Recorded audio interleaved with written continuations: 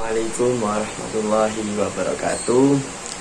Perkenalkan, nama saya Iqbal Nur Husaini, NPM 2111080137.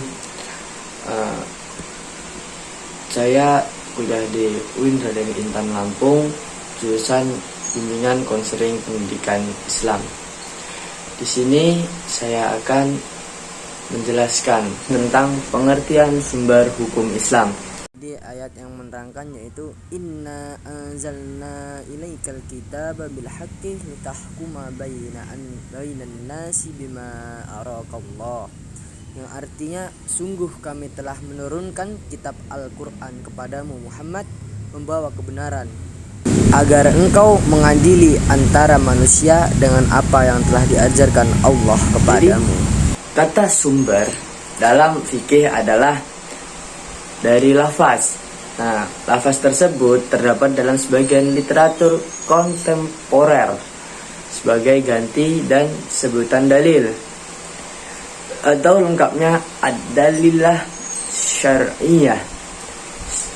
Nah, jadi kata sumber dalam artian ini hanya dapat digunakan untuk Al-Quran dan Sunnah, karena memang keduanya merupakan wadah yang dapat ditimba hukum syar'a, tetapi mungkin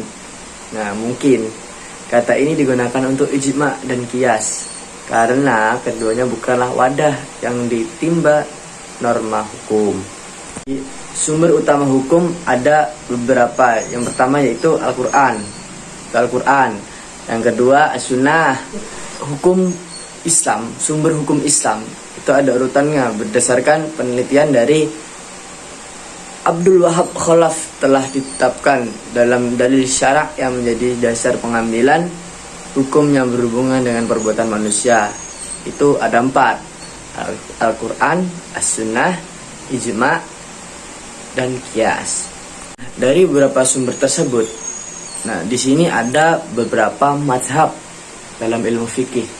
Nah, dalam siapa saja itu? Yaitu Imam mazhab Maliki, mazhab Syafi'i, mazhab Hanafi, dan mazhab Hambali.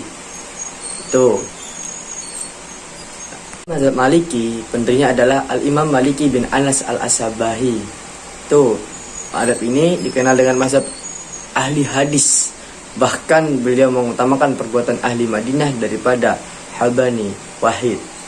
Dalam mazhab Syafi'i ada tokoh utamanya, yaitu Al-Imam Muhammad bin Idris Asy-Syafi'i Al-Quraisy.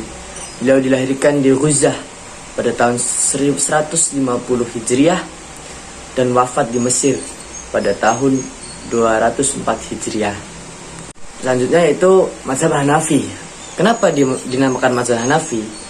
Karena pendirinya Imam Abu Hanifah An-Numan bin Sabit. Beliau lahir pada tahun 80 Hijriah di Kufah dan wafat pada tahun 150 Hijriah. Mazhab ini dikenal Irak. Dikasih sedikit sehingga beliau banyak mempergunakan qiyas. Beliau termasuk ulama yang cerdas, pengasih. Selanjutnya mazhab Hambali. Dinamakan Hambali karena pendirinya Al-Imam Ahmad bin Hanbal Asy-Syaibani, lahir di Baghdad tahun 164 Hijriah dan wafat tahun 240 Hijriah. Beliau adalah murid Imam Syafi'i yang paling istimewa dan tidak pernah pisah sampai Imam Syafi'i pergi ke Mesir. Sekian dari saya, kurang lebihnya mohon maaf. Wallahul muwaffiq ila aqwamit thoriq. Wassalamualaikum warahmatullahi wabarakatuh.